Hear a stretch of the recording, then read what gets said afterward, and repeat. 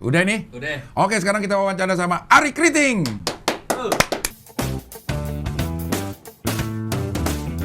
Arie Kriting itu WA-nya profilnya nanas. Iya nggak sih? Nanas, iya benar. Kenapa nanas? Karena rambutnya kayak nanas. Ada yang bilang pala saya itu kayak nanas. Kayak nanas. Kayak nanas. Jadi ya sudah menarik aja sih. Oh ya juga sih. Akhirnya Tapi nanas itu adalah lambang daerah saya. Kalau sebenarnya sejatinya. Wakatobi. Buton. Lu bukan Wakatobi? Wakatobi itu salah satu bagiannya Buton. Kayak orang Sunda, ada orang Bandung. Tasik. Ada orang Tasik, ada orang Garut. Betul. Oke. Wakatobi itu kayak Tasik, Garut itu kayak Buton. Bukan. Buton juga ada, Bau-Bau juga ada gitu. Jadi orang Buton tuh banyak lah. Buton itu kabupaten. Kesultanan dulu. Oh. Sebentar lagi akan jadi provinsi. Buton. Provinsi Buton harus terjadi. Pemekaran. Pemekaran harus. Dari provinsi Sulawesi Tenggara. Sulawesi Tenggara. Palu. Kendari. Kendari. Sulteng tuh. Orang memang suka ketukar tuh. Sulteng itu Sulawesi Tengah, Sultra itu Sulawesi Tenggara. Sulawesi Utara juga bisa. Sulut. Oke. Sulut betul. Iya. Sulbar, Sulawesi Barat. Barat. Ya. Sultim, Sulawesi Kaltim. Tetanggaan. Pelabuhannya satu kali jalan itu. Iya. Tadi gua mau keluarin Sulawesi Kalbar tuh, tapi agak masih nyangkut ya. Jadi gua berharap nih ada lagi pertanyaan gitu. Bagus ya. TikTok ya. Iya. Udah sejauh mana tuh proses pemekaran Buton? Pemekaran Provinsi Buton, Kepulauan Buton ini Iya. ya. Ini sekarang sudah sebenarnya diupayakan dari sekitar 10 tahun yang lalu. 10 tahun yang lalu. Cuman memang mungkin pemekaran memang tidak semudah itu juga. Betul. Ya. Ada syarat-syarat administrasi yang harus dilengkapi. Iya. Tapi sekarang sih sudah mulai bergeliat lagi. Kita berharap mungkin syarat-syarat administrasinya surat SKCK? SKCK mungkin ya, sama surat kelakuan baik yang waktu itu belum sempat diurus oleh SKCK teman-teman. tuh surat kelakuan baik. Sekarang ganti jadi SKCK kan, surat keterangan catatan kelakuan. Agak aneh sebenarnya surat kelakuan baik itu ya. Iya. Karena surat keterangan Kelakuan baik. kelakuan baik itu agak aneh, maksudku bagaimana membuktikan kelakuannya baik atau tidak gitu. Kalau surat catatan kepolisian jelas. Iya. Landasannya adalah Pernah kriminal atau enggak. tidak. Kalau surat kelakuan baik itu kan kelakuannya baik. Belum tentu baik. Belum tentu baik. Bisa aja dia nggak ngapa-ngapain sebenarnya. Iya kan? Surat kelakuan males. Iya, surat kelakuan males. Dia nggak kriminal tapi juga nggak berkelakuan baik. Bisa kan? Diem aja gitu nggak kriminal. makanya diganti SKCK. SKCK. Surat keterangan Catatan kepolisian. Artinya belum pernah melakukan tindak kriminal. Meskipun dia juga nggak sebaik itu. Iya, sebaik itu. Iya. Mungkin pemikiran itulah yang membuat berubahnya menjadi SKCK. SKCK, betul. Setelah dipikir-pikir, Iya. oke sih dia punya surat kelakuan baik, tapi begitu kita lihat kelakuannya juga gak baik-baik. Nggak baik-baik amat. Suka nggak sopan, Iya. suka duduk di meja. Kalau lewat aja nggak gini. Nggak bisa, kayak nggak baik-baik. Kayak nggak amat. baik-baik amat. Iya. Ya kita ganti nih dengan surat kelakuan baik karena belum tentu ya. Iya. Oke, ke Buton, emang lo concern masalah gitu-gituan ya? Concern sih mungkin secara langsung terlibat tidak juga. Karena itu kan mungkin teman-teman yang berkepentingan dan punya pengetahuan yang lebih paham lah. Tapi berharap sekali Buton menjadi provinsi sangat. Karena emang ada sesuatu yang bisa lebih mempercepat segala sesuatunya kalau dia jadi provinsi sendiri. Kalau menurut saya sih, pertama sih representasi budayanya pasti jelas.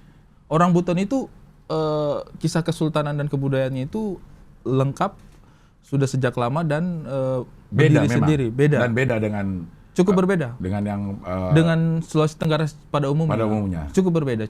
Karena memang kalau kita lihat-lihat provinsi itu kayaknya mewakili kesultanan juga dulu di Nusantara ya. Iya. Makanya Jawa Barat akhirnya dipisah. Banten sama Jawa Barat. Iya, benar. Sebenarnya ya seperti itu. Iya. Kalau happy sih sebenarnya kita happy lah ya. Maksudnya kita tidak ingin juga. Cuman secara kepentingan sih menurut saya memang idealnya dipisah agar representasinya orang Buton tuh kelihatan gitu. Karena katakanlah di Indonesia Timur juga orang taunya itu orang Buton. Maksudnya identiknya itu orang mana, orang Buton gitu. Oke. Kalau bukan orang Sulawesi Tenggara gitu agak orang mengira-ngira, oh dari sebelah mana nih dia nih. Cuman orang Buton itu identitasnya kuat juga sendiri gitu. Emang secara geografis dia pisah ya? Pisah. Dari daratan Sulawesi Tenggara ini? Pisah. Dia kepulauan sendiri. Dia Pulau Buton sendiri. Oh. Itu lagi tambahannya tuh, kalau secara geografis kan dia pisah juga. Jadi mungkin idealnya sih memang pisah. Harus ada otonomi sendiri. Betul. Iya, Dan itu kan membuka kans kita lebih besar untuk jadi gubernur. Nah. Kadang-kadang kalau tidak bisa menjadi gubernur dalam provinsi, bikin provinsinya aja dah. Sendiri. Iya. Tapi sekarang provinsi Sulawesi Tenggara itu gubernurnya justru orang Buton. Orang Buton, Pak. Jadi Pak apa? Pak Ali Mazi. Beliau mendukung. Harusnya sih sangat mendukung. Karena ini sebenarnya juga sih akan saling menguntungkan satu sama lain kan. Ketika provinsi Kepulauan Buton ini terrealisasi dan berdiri mandiri, saya pikir pasti kemajuannya itu bisa jalan beriringan. Iya. Harusnya dengan semangat desentralisasi harusnya ini sejalan ya. Harusnya sejalan. Dan ini juga kan sudah lama sekali masukan dari teman-teman ini, dan saya sangat berharap sih mudah-mudahan bisa terrealisasi. Iya. Tapi lu masih suka balik kampung nggak sih, Ri? Balik. Kalau nggak ada COVID. Ini saya 2 tahun ini tidak balik, Cing. Karena COVID. Keluarga juga di rumah pasti sangat merindukan ya. Iya. Jadi udah berapa lama nggak ketemu sama keluarga? 2 tahun, Cing Abdel. Terakhir ketemu, enggak sih, kemarin pas saya nikahan datang ya? Datang pas nikahan. Nggak jadi 2 tahun? Nggak jadi 2 tahun, sorry. Tapi apa yang paling dirindukan di suasana kampung halaman? Saya sangat merindukan debur ombak, angin, asal jangan terlalu kencang-kencang. Serem sih. Debur ombak bisa ke Ancol sebenarnya. Angin juga bisa didapati di Ancol. Kalau ingat, cuma mendengar. Nggak spesifik sih ya. Emang beda. Debur ombak yang di Buton sama di Ancol. Kayaknya sama aja. Kayaknya sama aja. Itu berarti promosi wisata yang berlebih-lebihan ya. Ketika datang kayak, wah, terasa sekali perbedaannya di sini debur ombak. Kayaknya nggak beda sebenarnya. Kalau mau realistis ya, nggak beda sih. Tetap aja begitu-begitu juga ya. Iya, kalau air terjun, pasir pantainya mungkin akan ada perbedaan atau karang laut. Ya, tapi kalau bentuk. Kalau debur ombak. Kalau debur ombak kayaknya sama aja ya gitu. Tapi suasana beda. Kayak gue kemarin ke Bali. Gue selonjoran aja nih. Selonjoran diam gitu yang ini surfing ya? Enggak, maksud gue. Oh, itu seluncur. Harus apa selonjor? Selonjoran lebih lokal gini, ya? Lebih lokal. Iya. Lokal. Bukan kegiatan olahraga juga ini. Kegiatan malas-malasan. Iya, selonjor aja gitu. Selonjoran aja di penginapan gitu ya. Itu emang terasanya beda, itu terasa nggak ngapa-ngapain, itu terasa liburan. 2 minggu di sana gua selonjoran itu terasa liburan. Cuma 2 hari nggak ngapa-ngapain di Jakarta terasa pengangguran. Beda konteksnya ya. Jadi memang tempat itu mempengaruhi juga mindset kita gitu. Dia bener-bener di Jakarta nih, kalau kita tidak ngapa-ngapain 2 hari itu kok insecure. Iya. Yang ada tuh insecure. Aduh, udah pengangguran belum nih ya? Nggak ngapa-ngapain ya. Aduh. Cari-cari pekerjaan biasanya. Oh, saya tetap punya pekerjaan gitu kayak. saya harus melakukan sesuatu. Iya. Kalau di kampung atau dia liburan. Liburan, kesannya memang liburan. Berarti mungkin itu adalah tips untuk pengangguran mungkin. Kalau callingan lagi kurang. Lo pergi kemana? Mana sekarang gampang lagi bisa WFH segala macam gitu ya. Wah, lagi kurang nih callingan. Kayaknya seminggu ke depan gak ada callingan. Ya. Kabur ah. Iya. Jadi kayak liburan dulu nih, geng. Padahal nganggur pindah tempat doang. Memang padahal gak ada callingan aja. Cing Abdel kalau misalnya seminggu ke depan Cing Abdel lihat saya di tempat lain. Iya. Berarti memang lagi gak ada callingan tuh. Bukan liburan ya. Liburan cuma menjadi alibi aja. Iya. Ya, jadi benar apa yang dibilang bahwa seberat-beratnya pekerjaan syuting itu lebih berat kalau nggak di calling. Di calling itu bener ya? Beban banget. Iya. Berat banget. Padahal pada saat kita syuting nih, kita syuting aja 7 hari berturut-turut aja, udah perasaan aduh capek banget ini. Kapan kelarnya ini ya? Kapan kelarnya ini? Pas kelar. Aduh, kapan dipanggil lagi ya? Baru juga kelar. Baru kelar. Aduh, kapan dipanggil lagi nih ya? Iya. Kayaknya kayak Instastory atau itu nggak patut gitu kalau lebih dari sehari santai-santai gitu ya.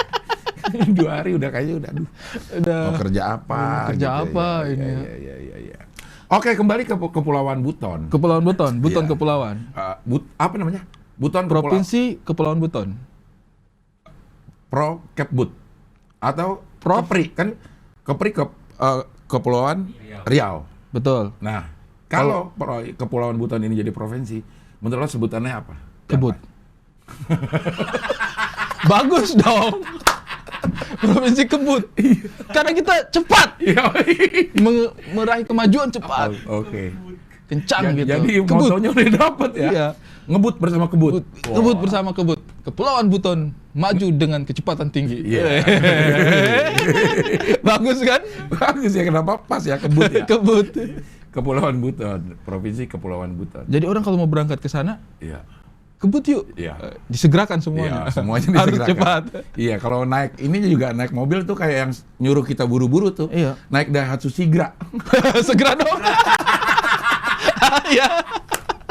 Sana buru-buru. Iya. Sigra. Itu masukin kuncinya udah. Udah lah. Oh, yang penting kita Sigra dah. Sigra. Gitu ya. Yang penting kita buru-buru jalan. Karena kita mau mana? Mau Kebut. Pas nyambung ya. Kolaborasi antara kepulauan dan korporasi. Korporasi Sigra dan Kebut. Jadi, Aduh, kacau dah. Ya. Iya. Ari ini juga terkenal pemerhati isu-isu sosial. Betul. Apalagi yang berhubungan dengan Indonesia Timur. Betul. Termasuk yang terakhir PON. Betul. PON lo juga sempat rame tentang kultur apropriasi. Ya, apropriasi kultural. Betul. Apropriasi kultural. Yes. Akhirnya gue baca-baca tuh, Ri. Apa sih apropriasi kultural? Cing Abdul baca? Baca. Saya enggak. Saya baca juga lah. Pasti saya baca juga. Lo di Twitter ya lo baca dulu dah ini. Anjir, iya gue belum tahu apa nih. Terus Terus gue dapat nih adalah menggunakan sebuah kebudayaan untuk kepentingan pribadi. Ininya. Definisinya. Iya. Ya, definisi yang gue tangkap Iya, dari sekian panjang penjelasan, gue menyimpulkan bahwa itu adalah menggunakan kebudayaan tertentu untuk kepentingan pribadi atau golongan, untuk kepentingan bukan untuk kepentingan budaya bukan itu. untuk kepentingan budaya itu. Ya. Dan biasanya itu terjadi kepada budaya yang termarginal. Oke. Jadi ada konteks dominan dan minoritas di situ. Iya. Nah, kalau untuk PON, di mana kultural apresiasinya? Kalau kami sih sebenarnya kalau misalnya dibaca dengan teliti, dibaca dengan jelas. Iya. Kami itu tidak mau memberikan stempel bahwa itu cultural appropriation. Kita nggak mau stem seperti itu, karena kita tak yakin bahwa sebenarnya itu pasti ada tujuan baiknya. Tapi kita itu khawatir mengarah ke depannya itu bisa mengarah kepada cultural appropriation, karena idealnya representasi perempuan Papuanya itu muncul dari perempuan Papua sendiri. Dan sebenarnya itu kan bisa. Tidak bukan masalah yang berat gitu. Itu bisa, dan tokoh-tokohnya banyak juga gitu. Itu sih sebenarnya hal utama yang kita inginkan. Apakah bisa bersanding, apakah bisa bersama-sama? Sangat bisa. Kalau saya sih permasalahannya itu karena absennya profil perempuan Papuanya aja yang menyebabkan itu bisa mengarah ke sana semuanya. Berarti bukan karena giginya? Bukan, sama sekali bukan.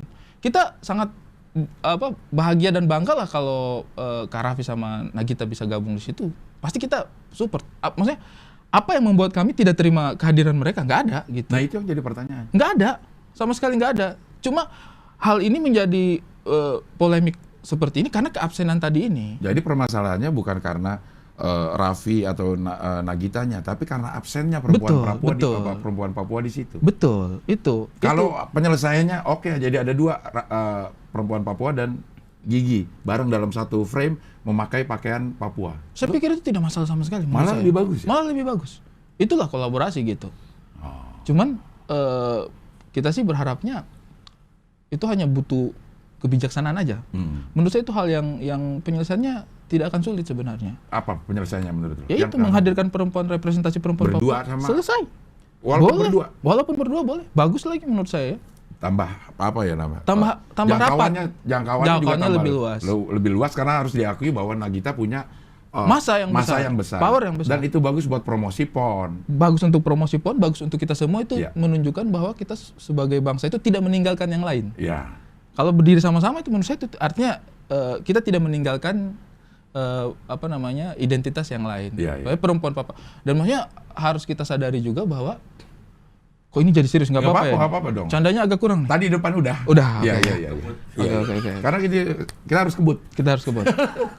Nah, kalau menurut saya nih ya, Cing ya, kita itu kan selalu membanggakan keberagaman kita. Iya. Artinya apa? Sesuatu yang beragam itu lahir dari perbedaan. Iya. Dari banyak macam gitu, dari banyak macam varian. Iya. Nah, ketika kita banggakan perbedaan ini, maka menurut saya idealnya adalah menunjukkan perbedaannya itu di mana tuh, bukan menyembunyikan.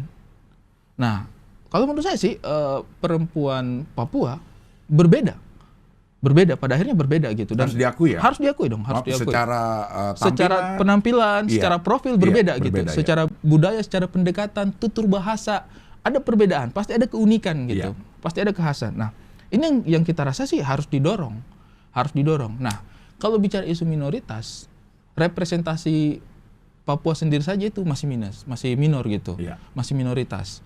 Nah, apalagi perempuan Papua, ini double minoritas menurut saya. Jadi idealnya memang justru kita angkat, jangan sampai ditinggalkan gitu. Dan mau kapan lagi kalau bukan dalam event yang seperti ini sih. Kalau menurut saya sih sebenarnya simpelnya seperti itu. Waktu gue ngobrol sama Mamat nih mengenai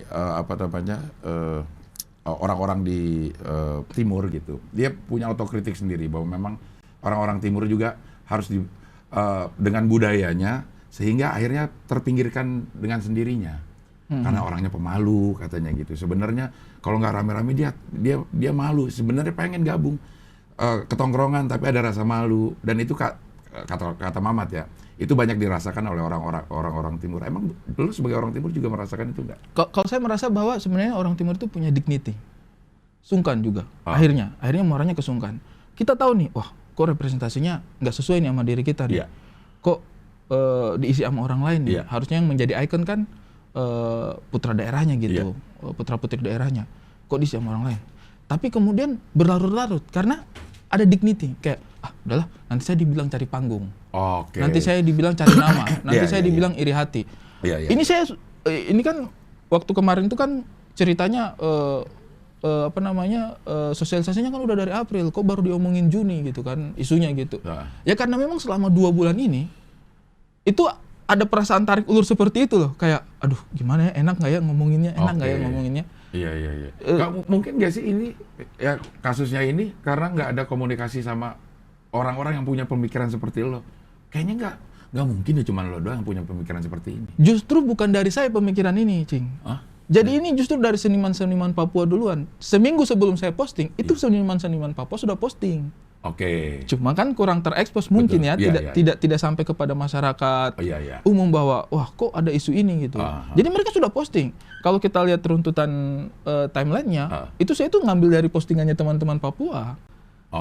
Akhirnya ada beberapa seniman yang memberanikan diri untuk menyuarakan ini gitu. Terus akhirnya saya dihubungi sama teman-teman ini. Ari bisa bantu ini sampaikan kami punya isu ini soalnya kalau menurut saya sih mungkin ini sudah diobrolin juga ke pengambil keputusan. Cuma mungkin keputusannya tidak sesuai dengan deadlock mungkin. Aspirasinya mungkin nggak nyampe. Akhirnya kadang-kadang kan kalau kita sudah sampaikan kepada pengambil keputusan aspirasinya nggak nyampe kan, kita minta publik yang menjaga kan untuk mungkin ini bisa jadi lebih perhatian masyarakat luas. Kalau dari mereka sih jelas dutanya Boa Salosa kalau bisa ikonnya ikon budaya mungkin ya, perempuan gitu. Beberapa orang lah, kan biasanya memang kawinnya seperti itu kan. Yang dutanya mungkin diambil dari olahragawan, idealnya gitu kalau bayangannya teman-teman. Yang mungkin ikonnya budayawan, tapi yang Papua juga. Kalau misalnya dutanya sudah laki-laki, mungkin ikonnya perempuan gitu. Jadi keterwakilannya ada semua gitu. Dan tapi ikon yang lo juga sering posting itu di beberapa event olahraga misalnya gitu, ikonnya bukan orang. Ikonnya kayak burung, ikon maskot kan. Iya kalau kita browsing sih, kalau kita cari di Google kan memang ketik ikon tuh yang muncul itu yang begitu-begitu. Nah kalau saya sih itu nggak tahu, itu masalah pemilihan istilah aja mungkin. Tapi harus ada keterwakilannya lah. Iya, isu utamanya itu adalah keterwakilan perempuan Papua. Kalau di dutanya bisa Kak Boas itu, betul. Kenapa perempuannya nggak bisa gitu? Iya, betul. Oh, kan sebenarnya semudah itu selesai. Semudah itu selesai sebenarnya. Tapi kok nggak selesai? Lama lah. Ini udah selesai belum sih? Belum, tapi aspirasinya sudah disampaikan. Oke. Udah kayak Komisi 10 DPR juga kalau nggak salah itu kemarin sudah menyampaikan juga bahwa ini belum terlambat kok, ini aspirasi dari masyarakat, silakan ditindaklanjuti. Kami sih pasti akan senang sekali ya kalau misalnya itu bisa ditindaklanjuti, karena artinya kan ada keberpihakan daripada penyelenggaraan PON ini kepada perempuan Papua. Iya. Cuma kalau kami ini kan hitungannya kita ini semua kan bukan pengambil keputusan ya. Iya. Jadi kita hanya bisa menyampaikan aspirasi saja. Tapi kita ini harus diperhatikan para pengambil keputusan dong.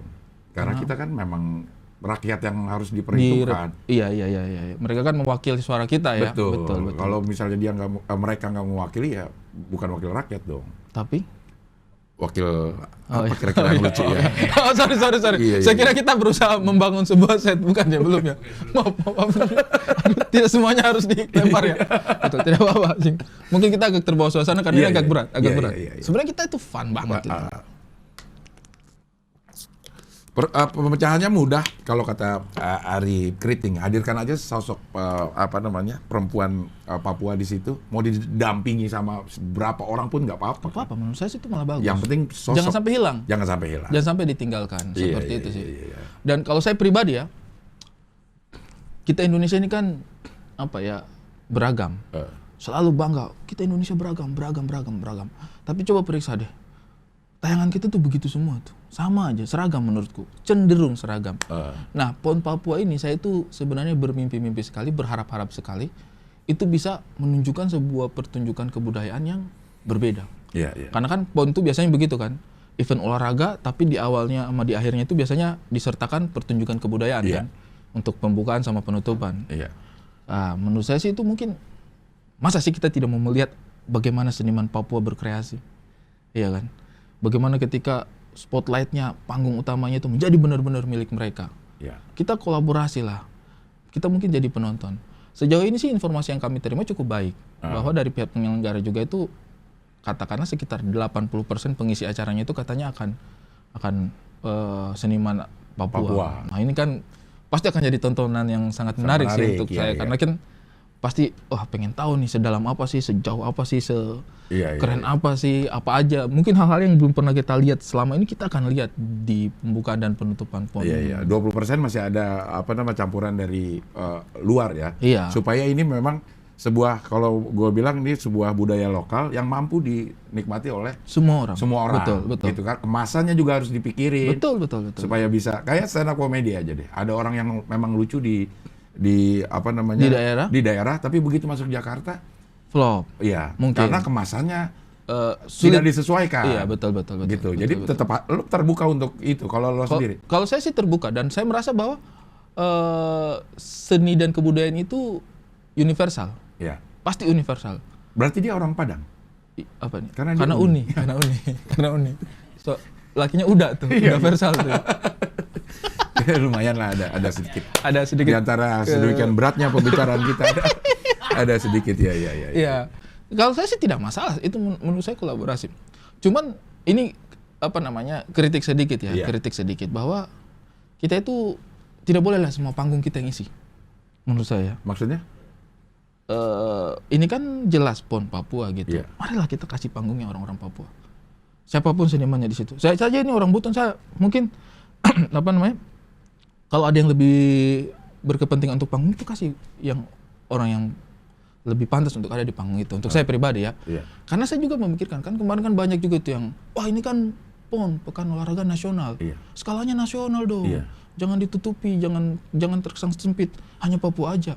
Lah, kan Asian Games juga itu kan skalanya ASEAN ya. Yeah. Tapi ketika Indonesia menjadi tuan rumah, maka representasinya Indonesia kuat banget di situ. Iya. Kreatifnya dari Indonesia, kemudian penampilnya dari Indonesia semua. Iya. Ada yang dari luar, ada benar yang turut serta memeriahkan, ada. Boleh dikasih ruangnya, sangat-sangat boleh dikasih ruangnya gitu. Tetapi tetap kita sebagai negara Indonesia percaya diri bahwa ini kita yang garap, kita akan berikan tunjukkan kemampuannya Indonesia dalam menghelat pertunjukan yang sifatnya Asia kayak gitu kan, satu Asia tanpa meninggalkan keindonesiaan. Tanpa meninggalkan Indonesia. Nah, ini juga sama sebenarnya skupnya ketika kita pindah. PON betul, bukan olahraga nasional, tapi tuan rumahnya adalah Papua. Jadi marilah kita beri kepercayaan penuh kepada mereka, kita kasih panggung penuh kepada mereka. Jadi bukan hanya tempatnya di Papua. Jangan hanya tempatnya yang dipakai lah. Bagaimana perasaan kita kalau misalnya Asian Games di Indonesia, tapi ikonnya orang Bangladesh misalnya. Kita kan juga pasti kayak, masa sih nggak ada orang Indonesia yang bisa merepresentasikan Asian Games, misalnya gitu. Jadi itu sih sebenarnya aspirasinya kita gitu. Tapi Bangladesh itu adiknya siapa? Oh betul. Karena dia abang. Delhi mungkin.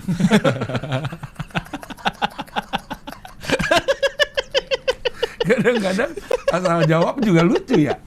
Ya nggak usah penting jadi lucu atau enggak. Tapi asal jawabnya aja jadi lucu. Kenapa Delhi? Karena saya Bangladesh. Saya cari D. Tapi ada L-nya. Tapi nggak nemu yang kuat gitu. Iya. Delhi. Tapi kalau yang saya tahu sih yang orang kaya banget sih. Apa? Denmark. Wow. Karena? Den. Biasanya kan panggil Den. Itu pasti panggil orang kaya dong. Iya. Kayak Den Gilbas ya. Teman kita yang paling kaya. Sekaya-kayanya Radit dan Ernest nggak pernah dipanggil Den. Iya, nggak pernah dipanggil Den. Secara strata sosial dan kekayaan, Gilbas paling atas. Kebangsawanan juga. Kebangsawanan Gilbas paling atas. Den Karena Gilbas. cuma Gilbas yang dipanggil Den oleh orang rumahnya. Den mau pakai mobil yang mana, perginya gitu. Dan harus begini kan? Iya. Kecuali dukung yang berbeda pasti begini. Waduh. Padahal kalau dia begini, kita kasih kelingking, dia pasti kalah. Iya. Oke, kita sudahi ponnya. Sekarang damai itu istriku. Apa maksudnya? Saya kira Anda tidak lihat loh. Lihat loh dari tadi. Damai itu istriku. Karena itu kan, damai itu indah. Indah itu? Apakah setiap indah adalah istrimu? Enggak, tapi istriku adalah indah. Nah, itu adalah totem prastoto. Totem totem proparte. Paspor prototo, bukan? Totem pras prototo. Semuanya aja. Totem partai pras pos dan pras teguh. Temennya enggak jadi.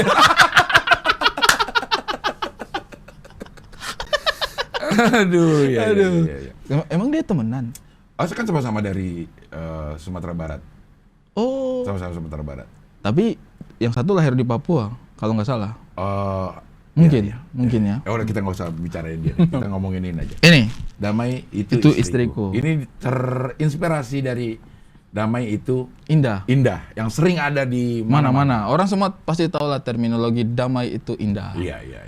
Tapi karena kebetulan istri saya adalah indah, maka saya menulisnya damai itu istriku. Emang lu menemukan kedamaian? Kalau menurut saya sih kayaknya banyak ini hingar-bingar deh.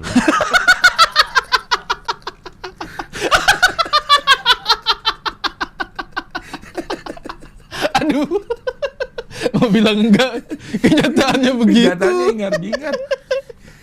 Gimana damainya gitu? Lo merasakan kedamaiannya pas Betul juga. Kan kalau orang menikah kan pasti tujuannya sakinah mawaddah warahmah. Betul. Dan menurut saya sih, saya menemukan itu sama Nona, sama Indah. Sama Indah. Damai itu istriku. Ya indah. Makanya di sini kan tulisannya istriku kan. Bukan. Bukan keluarganya. Enggak lah. Keluarganya juga dukung banget. Iya. Sekarang udah mulai mengerti lah. Apa kemarin Lebaran juga lo silaturahmi. Silaturahim juga ke sana. Jangan sampai terputus memang silaturahmi. Betul. Apapun yang terjadi gitu. Betul. Tetap usaha kita untuk silaturahmi harus ada. Namanya manusia kadang-kadang hanya menilai hasil akhirnya, tapi prosesnya lupa dijalani. Betul. Mengenai proses itu harus jalani, justru hasil akhirnya itu terserah. Mengikuti, betul. Bisa jadi kan starting point-nya seperti ini kan. Ya. Tapi dengan proses yang kita usahakan terus-menerus, bisa mungkin kita berakhir. Ya bisa. Kita nggak pernah tahu. Bisa. Namanya positif negatif di dunia ini kan selalu ada. Optimis pesimis kan kita harus optimis, betul. Iya. Tapi ada yang bilang tuh kita harus hope for the best and prepare for the worst. Betul, Kita harus berharap untuk yang yang terbaik, terbaik, tapi kita harus siapin juga kalau dapat yang yang terburuk. terburuk, betul. Berarti itu sebenarnya agak bertentangan dengan istilah usaha tidak akan mengkhianati hasil ya. Usaha tidak akan mengkhianati hasil. Iya, kadang-kadang ada banyak sih yang mengkhianati. Banyak. Kita harus tahu bahwa usaha yang besar juga dengan hasil yang mengkhianati dia banyak. Napoleon Bonaparte misalnya. Hitler. Iya. Kurang apa usahanya? Hasilnya tidak seperti itu. Dia kalah. Tapi karena mungkin usaha yang tidak pada tracknya. Usaha yang buruk. Ya hasilnya ya sesuai lo. Usaha lo sedemikian buruknya. Mungkin. Hasilnya buruk. Tapi saya itu selalu berpikir bahwa orang kan ada prinsip sejarah ditulis oleh pemenang. Iya. Mungkin itu menjadi buruk karena dia kalah. Hari ini dia musuh banget ini, jahat banget orang ini. Iya. Seandainya dia menang waktu itu, kita nggak tahu. Nggak tahu juga ya. Mungkin sejarah bisa ditulis, wah jago banget orang ini. Iya. Hebat, kalau nggak ada Hitler, wah kacau nih dunia. Iya. Untung ada fasis, kita nggak tahu. Siapa tahu, kita nggak tahu kan. Iya. Kalau dia menang, siapa tahu sejarahnya ditulis kalau dia bagus, menang, apakah mungkin aja tidak terjadi gerakan Zionis? Karena sudah Iya, mungkin sudah ditanggulangi oleh Hitler. Mungkin saja ketika Nazi menang, Hitler menang, mungkin nggak ada korupsi di Indonesia. Mungkin ya, karena nggak ada Indonesia. Negara punya dia semua. Punya dia semua ya. Itu yang disebut butterfly effect. Betul. Ada filmnya tuh baru-baru ini gue lihat bahwa kejadian di suatu tempat sekecil apapun. Betul. Itu bisa mempengaruhi hasil akhir dari kejadian di lain tempat. Apa tuh istilahnya satu kepakan sayap kupu-kupu di sungai Amazon. Iya, bisa menyebabkan badai siklon di tempat lain. Iya. Benar. Lo percaya itu? Apa? Itu terjadi itu bahwa semua tuh saling berkaitan gitu. Saya percaya, tapi saya juga percaya bahwa ada yang namanya takdir. Itu kan berandai-andai kan? Iya. Oh, andainya begini, tapi kan kenyataannya yang sekarang kita jalani adalah takdir kalau saya sih. Takdir itu kan sesuatu yang sudah terjadi. Betul. Kalau belum terjadi, kita nggak tahu takdirnya apa nih. Nggak tahu takdirnya apa. Makanya perlu itu doa mungkin. Ikhtiar. Betul. Jalan dan kita doa. Makanya kita selalu berdoa, tunjukilah kami jalan yang lurus setiap harinya 17 kali di sholat itu. Betul. Karena ya kita perlu kekuatan di luar kita untuk menentukan pilihan kita nih jalan yang lurus. Betul.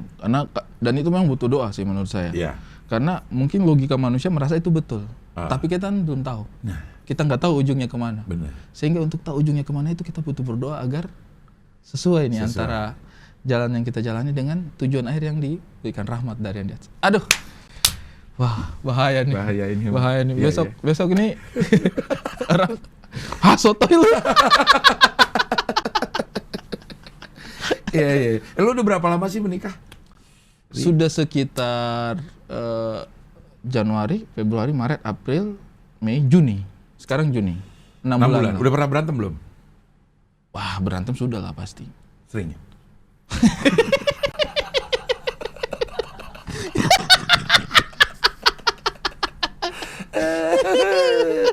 Iya. Saya itu sangat membaca gestur Anda, Cing Abdel. Iya. Ketika Anda bertanya dan melepas kontak mata, itu sangat menyakiti perasaan orang. Seringnya. Selalu lah. Enggak, ini kan kisah lo tuh sudah beredar di mana-mana gitu. Bukan rahasia lagi bahwa ada permasalahan dalam pernikahan lo. Persiapan pernikahan. Iya. Maksudnya untuk orang-orang yang mempunyai kasus yang sama gitu. Lo punya nasihat gak sih, Ri? Karena ini memang banyak lo yang seperti ini gitu. Kalau saya sih pada akhirnya sih memang kita harus realistis ya. Pernikahan itu bukan tentang dua orang saja. Nah, betul. Makanya itu ada tidak bisa juga kita seegois itu. Tidak bisa kita seegois itu untuk bahwa yang penting kita berdua bahagia, tidak bisa. Kalau untuk saya pribadi ya. Iya. Tapi kita harus memikirkan kepentingan yang lebih besar. Makanya kalau untuk saya sih patokannya sih kalau misalnya di luar sana ada yang kayak menghadapi permasalahan yang mirip. Sama, iya. Karena kan ini bukan masalah pertama di muka bumi ini. Iyalah. Ini sudah jutaan kasus yang seperti ini. Bukan hal yang luar biasa sekali. Kalau untuk saya sih, selama tidak melanggar hukum agama dan hukum negara sih, silakan. bentar ada pesawat. Betul. Karena ini dekat Halim. Halim apa? 9 bulan. Lumayan udah lama ini enggak. Karena hari pertama datang di sana di rumah yang di sana, rumah di sini. Iya, iya. Kenceng banget di situ ya? Nah, di situ kenceng banget. Kenceng banget. Masih pakai handphone juga. Berasa banget itu. Nona udah ada waktu itu, tapi Nona belum berani di inframe kan. Betul. Iya. Betul. Saat itu juga, itu bulan apa ya? Tahun lalu lah. Tahun lalu ketika Covid udah mulai mereda di fase pertama. Fase pertama. Bulan-bulan 7 lah. Habis lebaran. Bulan 7 kan? Bulan 7 benar. Sekitar bulan 7 tuh. Setahun loh ini loh. Bener. Ini udah bulan 6 loh. Bener. Makanya tadi pas saya dipanggil kan ini katanya untuk second chance kan. Kenapa second chance? Seakan-akan tuh kesempatan kedua kayak yang pertama gagal gitu. Yang pertama jangankan menampilkan Nona dalam frame berdua. Ngomongnya aja masih disamar-samarin. Betul, karena menjaga perasaan. Menjaga perasaan. Betul. Siapa yang menjaga perasaannya? Yang mungkin pertanyaan yang membuat blank. Pertanyaan Bapak ini kenapa saya harus menjaga perasaan orang ya? Nggak tahu, lo setuju gue bilang harus ada yang jaga, iya. Ini, Cing, kan Anda ini kan bikin rubrik wawan canda kan? Ya, canda itu macam-macam, Ri. Canda gue sama lo beda sama canda gue sama Abdur. Oh iya, mungkin ya. Sama Abdur gue lebih banyak dicandain perasaan gue sama dia. Kalau ini terbalik ya. Anda yang lebih banyak menjadikan perasaan saya sebagai bahan bercandaan di sini ya. Kalau Abdur lo bayangin, ya seperti yang kita omongin, betapa susahnya mencari kesamaan waktu sama Abdur. Sulit memang orang sangat itu. Sulit orang. Pertama kita harus nyiapin tanggalnya. Betul. Itu udah sulit. Dapat tanggal 14 jam. Jadi masalah. Jam berapa nih, Dur? Nggak pernah dia kasih kepastian.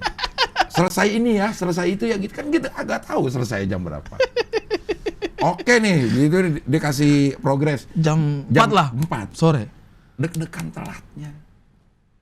Aneh apa? Berat ya untuk memastikan dia. Dari jam 4 sore ini apakah benar jam 4? Realitanya sering ke jam 11. Malam. Lama. Dari jam 4 sore ke jam 11 malam baru datang. Kenapa gak ganti hari sih? Itu artinya sebenarnya nggak bisa hari itu tuh. Itu cuma sejam ke hari berikutnya loh. Dia misalnya janji jam 1, datang tuh jam 7:30 malam, habis maghrib. Dan anehnya gue selalu punya ruang untuk maafin itu anak. Kenapa ya Ria? Si Abdur begitu ya Ria? Apa gue doang, apa emang dia ada ininya? Apa? Ada ditiup-tiup biar lu bisa. Gue udah curiga banget ini. Curiga banget nih arahnya nih. Kenapa ya, dia punya apa ya? Sudah curiga sih. Karena Ari pernah merasakan juga ditiup-tiup. Jadi Ari itu tadi ngobrol-ngobrol, dia ngerasa pernah ditiup-tiup orang untuk luntur ilmunya. Akhirnya dia setelah mengetahui itu dia coba inget-inget, bener gak ilmu gue luntur? Indonesia merdeka tanggal 17 Agustus. Gak luntur. Menurut saya gak luntur. Tahun? 54. Luntur ilmunya. Luntur tahunnya. Tanggalnya enggak. Dia udah senang, ilmu gua gak luntur. Ilmu saya gak luntur. Iya. Ternyata saya tetap memiliki ilmu. Iya, tahu kemerdekaan Indonesia. Kemerdekaan saya 17 Agustus. Tahunnya? 54. Kebalik. Ternyata luntur. Tadinya 45 jadi 54. Lo terbalik lo 180 derajat lo. Jangan girang dulu. Ya. Abdur tuh kayak begitu. Tapi gue selalu terbuka. Dia benar tuh kata Mamat. WA-nya itu bikin kita kadang-kadang jijik, kadang-kadang. Iya. Encing sayangku. Iya. Kan? Berusaha mengendalikan situasi. Betul. Dan dia nggak malu untuk melakukan itu. Gitu. Padahal ini udah dari jam 4 ke jam 11 ini. Dia nggak ada rasa malu tuh. Nggak ada rasa. Misalnya nih ya, saudara saya Abdur, Anda janjian tanggal 25 Januari. Iya. Anda datang jam 11 malam. Iya. Kan itu udah 26 Januari sebenarnya. 2 jam lagi 26 Januari. Telat sehari Anda itu. Kok ada orang yang steak jam 11 malam? Iya. Tag-nya sih nggak jam 11. Ini kejadian dia janjian jam 1, tag jam 7. Jadi sedemikian panjangnya waktu kita menunggu. Tapi nggak apa-apa buat Cing Abdel. Iya, buat gue tuh dia nggak apa-apa kayak begitu. Tapi diomongin. Iya, nggak apa-apa untuk diomongin. Nggak apa-apa, asal tahu diri lah. Iyalah. Aduh, ya. Tadi saya WhatsAppan sama Cing Abdel. Cing, saya ini udah siap. Jam berapa tuh? Setengah 12. Setengah 12. Saya WhatsApp sama videonya ya. Iya, sama video. Ada videonya. Ada videonya. Cing. Ntar kita tampilkan videonya. Ya? Tampilkan boleh, tampilkan videonya. Assalamualaikum Cing Abdel. Ini saya sudah rapi. Sudah manasi motor juga. Tadi udah sempat ke pasar juga. Ini udah rapi banget ini, udah wangi. Tapi boleh nggak geser ke setengah 1 aja? Karena mau makan siang dan mungkin sholat zuhur dulu. Jadi nanti saya tiba di sana itu sudah beres semuanya, biar nggak kepotong. Bagaimana? Boleh nggak geser ke setengah 1 saja? Ini saya nggak telat kan? Nggak telat dong. Nggak seperti teman saya yang suka telat datang. Bertanya aja nih. Cing, saya sudah siap nih. Iya. Nggak telat dong. Iya. Ya. Wah, Cing Abdel sangat respect. Iya. Wah, Mas Hari nih tepat janji. Iya. Terus saya balas, iya soalnya saya nggak mau kayak teman saya kan. Iya. Cing Abdel nggak mau sebut nama loh. Nggak mau. Kenapa? Karena teman yang nggak tepat janji banyak.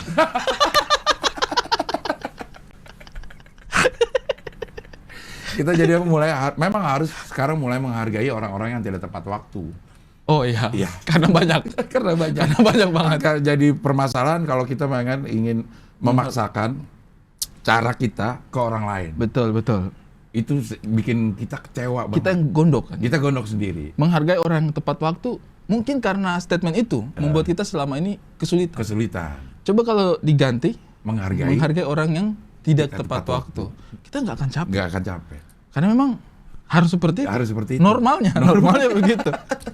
Justru ketika orang tepat waktu kita agak bingung. Kok tepat? Kayak dia pernah terjadi sama Abdur. Dia tepat waktu 10 menit sebelum waktu janjian. Gitu. Gue udah denger nih di bawah nih. Pas lagi dia datang, McDani turun. Sebelumnya ada McDani tuh. Wah, ngobrol kenceng banget. Gue denger di kamar nih. Wah, Abdur kok udah datang nih gitu. Kaget gue gitu. 10 menit, jadi gue tunggu sampai waktu yang tepat gue lewat 3 menit. Jadi 3 menit, misalnya jam 16:03 gue baru janjian jam 16. Jam 16:03 gue baru datang. Langsung belagu. Mana nih? Katanya tepat waktu. 3 menit. Dia bisa 3 jam. Mana ini udah video call segala macam, gue kagak sampai video call. Menyatakan bahwa dia ingin menunjukkan iya, gue nggak angkat tepat waktu nih. Iya, gue udah tahu. Abdur itu memang dah.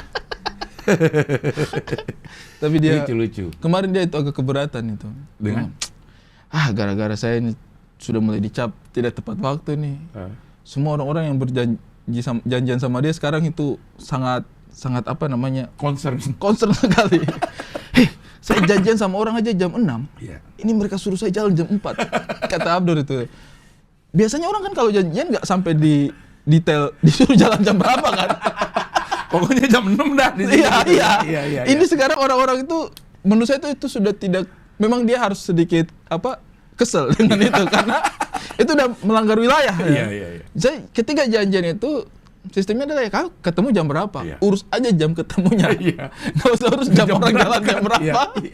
Sekarang kata Abdur, susah sekarang saya bang, jam jalannya saya itu sekarang diatur orang. Mas, kita ketemu jam 6 ya, tapi Mas Abdur kalau bisa jalan jam 4 dong. Abdur kesel, apa-apaan ini, kenapa saya jalan jam berapa jadi urusan orang. Iya. Mungkin karena dia orang itu nonton ini. Iya. Mungkin. Memastikan. Ada kekhawatiran. Jangan-jangan kayak Cing Abdel jadinya.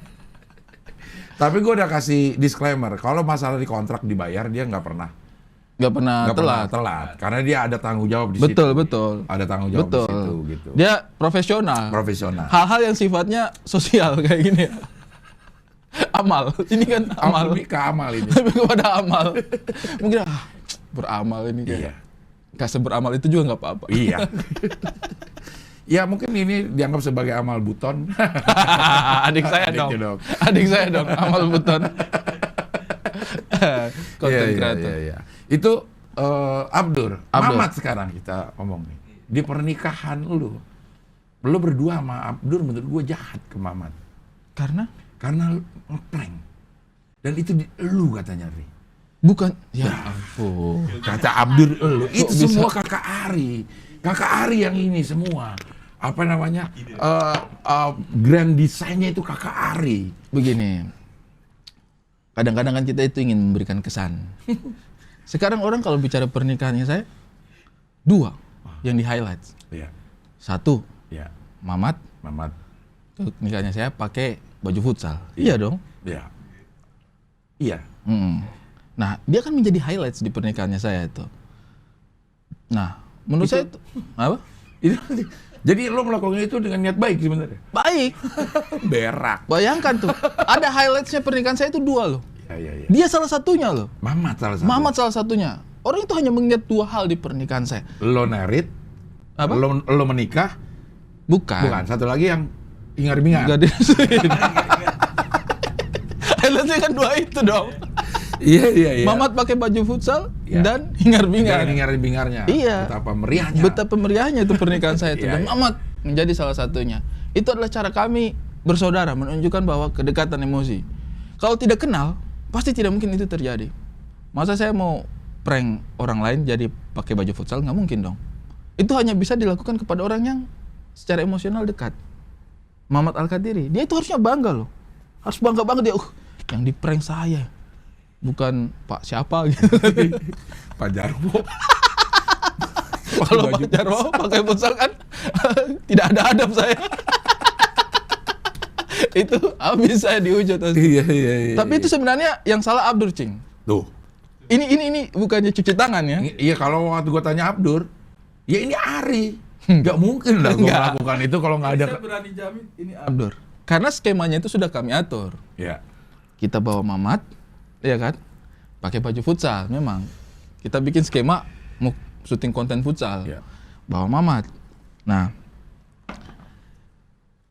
aturan itu sebenarnya ada baju resmi yang disiapkan oleh saya dan Abdur. Sudah dibawa, ditaruh di mobilnya Abdur. Jas, Iya. kemeja, celana kain, Untuk licin. dipakai sama si Mamat. Jadi setelah ambil konten dia ambil video dia kaget karena saya nikah dan dia datang pakai baju futsal, udah dapat, suruh dia ganti baju. Iya. Tidak dilakukan sama Abdur. Apa yang Abdur lakukan? Setelah dia dapat Mamat pakai baju futsal di nikahannya saya, menurut dia itu lucu. Iya. Dan sebagai komedian, kadang-kadang kan tidak mau lucunya cepat berakhir. Iya. Dia suruh Mamat duduk di situ setiap tamu yang datang. Pak, lihat Pak, parah banget Mamat pakai baju futsal. Itu kan sudah tidak sesuai. Gua tahu banget raut mukanya si Abdur kalau Iya lagi kan? gitu. Iya. Itu sudah tidak sesuai dengan perjanjian kita dong. Saya kan sudah tidak bisa tidak bisa mengontrol teknis. Memang mindsetnya sama. Memang ide dasarnya saya. Iya. Tapi teknisnya kan Abdur.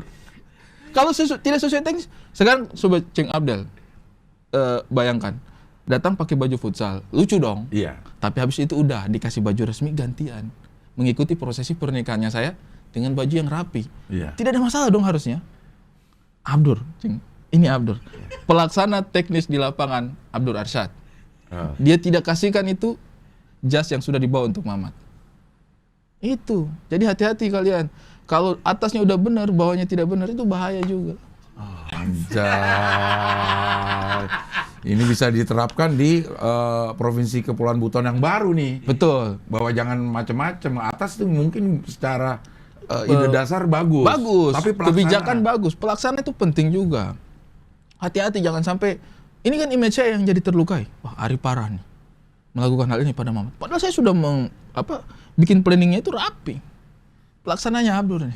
Abdur nih bahaya nih orang ini nih. Orang ini bahaya loh.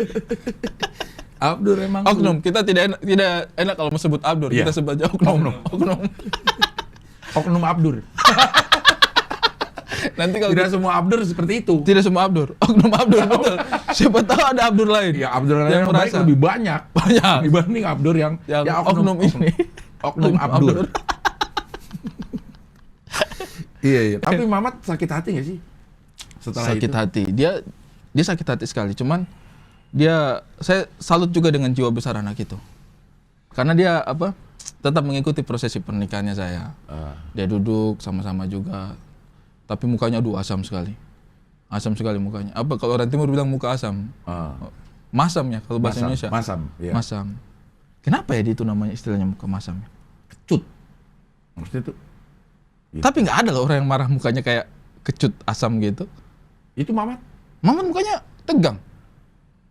Gitu marahnya dia. Kan nggak kalau makan asam kan? Muka. Memang ada orang marah begitu. Itu muka keaseman. Kenapa istilahnya identik sama asam? Mungkin karena nggak. Apa yang membuat itu ke arah situ? Apa yang membuat raut muka itu menjadi masam? Asam. Apa? Karena ketika kita makan asam atau sesuatu yang masam, muka kita itu coba marah terus gitu. Kamu jangan macam-macam ya. Jadi gak enak ya? Gak enak. Apalagi Mamat waktu prosesi pernikahan. Gitu. Gak enak gitu. Ya mungkin yang diambil adalah ketidakenakannya aja. Mukanya gak enak. Tapi masam itu sesuatu yang enak menurut saya. Buat yang penyuka rujak, enak. Enak dong. Wah, masam nih ya. Enak. Kenapa orang yang marah tidak terima terhadap sesuatu dibilang mukanya masam? Harusnya mukanya muka apa? Ya ini deh. Menurut lo yang pas apa? Selain muka masam. Muka kusam. Kusam kayak kusam tuh kayak nggak bersih aja. Kayak nggak bersih aja, lebih kepada lebih ke higienis. Lebih ke faktor higienis. Kayak emang nggak mandi aja ya kusam jadi. Tidak ada urusannya sama emosional. Tidak ada hubungan sama emosional. Mungkin aja bisa orang yang sedang senang, tapi mukanya kusam. Bisa ceria tapi kusam. Iya. Bisa. Iya. 1, 2, tapi kusam. Tapi kusam. Ya lebih ke higienis. Mungkin muka suntuk. Suntuk bisa. Suntuk bisa. Nggak ada orang suntuk yang mukanya tuh nggak nyaman. Mukanya itu tidak menunjukkan kenyamanan. Iya. Iya, suntuk lah. Suntuk. Daripada muka masam. Masam. Ya. Harusnya ada revisi lah. Ada revisi dalam Ivan Lanin, tolong. Ivan Lanin. Kenapa itu? Oh betul. Ivan Lanin mungkin bisa menjawab. Iya, kenapa? Apa asal muasalnya orang yang kesel sama sesuatu dibilang mukanya masam atau asam. Asam. Orang timur bilang muka asam. Iya. Jadi tolong Ivan Lanin. Iya. Tapi kalau lo apa ya namanya ya, memperhatikan kata-kata itu, kadang-kadang memang kata itu terrepresentasikan oleh bentuk dari mulut kita. Misalnya tertutup. Kita tertutup. Iya. Betul. Terbuka. Nggak mungkin tertutup. Iya. Karena terbuka. Monyong. Lancip. Ompong. Karena kayak dengung, ompong kayak gigi kayak ada kebuka tapi gigi itu nggak kelihatan. Iya, ompong. Nah, iya kan? Iya. Ompong. Nggak ada, nggak mungkin. Ompong. Iya. Hancur. Banget. Kayak berantakan ya. Hancur. Iya. Bener juga ya. Iya. Tertutup. Tapi kita sudahi masalah kata-kata ini. Ya. Ada tamu di mana? Di bawah. Iya udah. Suruh tunggu sebentar. Ya, karena ini masih sangat menarik ya. Ya, menarik sekali. Iya. Mengenai pernikahan yang lo belum selesaikan. Oh ini, istri. Itu Dama itu istriku. Apa yang lo kasih nasihat? Tadi belum lengkap tuh. Oh iya. Untuk orang-orang yang mungkin mendapat masalah yang sama dengan saya. Ya, mungkin ada 2 hal yang harus diperhatikan.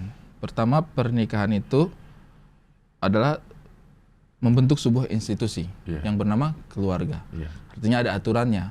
Startnya sama ketika dijalani. Nah, startnya ini kan yang kadang-kadang bermasalah. Kalau saya sih nasihatnya ya yang penting sesuai dengan ajaran agama, sesuai dengan ajaran aturan negara.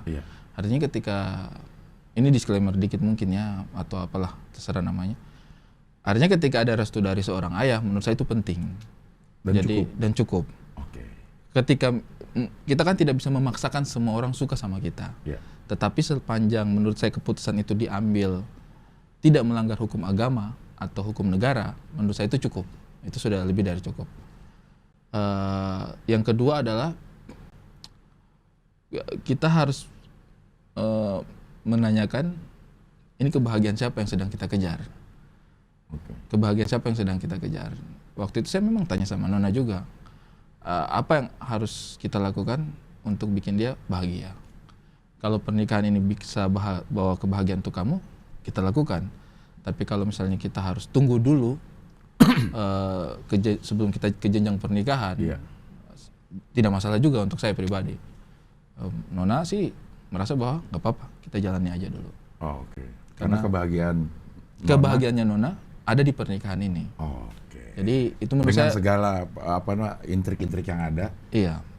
Kalau terjadi pernikahan itu bisa tetap membuat dia bahagia. Membuat dia bahagia.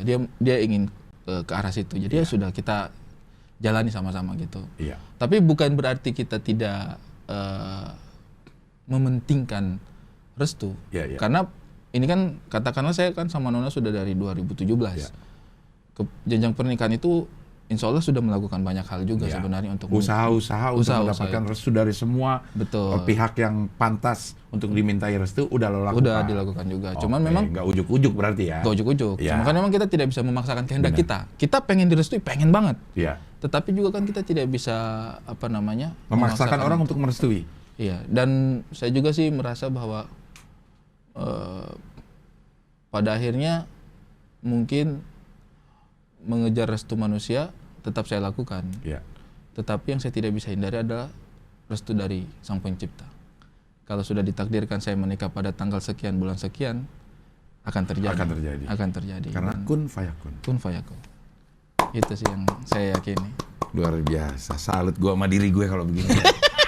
Kan saya yang baru habis ngomong panjang lebar. Gimana sih ini? Saya sudah merasa, wah dia tepuk tangan. Wah, saya sudah mulai berbunga-bunga. Iya. Setidaknya omongan saya ada yang benar nih. Tiba-tiba gue sama diri gue sendiri karena bisa memberikan kesempatan Ari untuk ngomong seperti ini. Oke Ari, terima kasih sudah hadir di sini. Abdel. Iya, mudah-mudahan berkah terus hidupnya, bahagia terus. Amin. Salam buat Nona. Terima kasih banyak Cing Abdel. Dan sehat-sehat semuanya ya. Sehat-sehat semua. Oke, kita ketemu lagi di Wawancara dengan tamu yang berikutnya.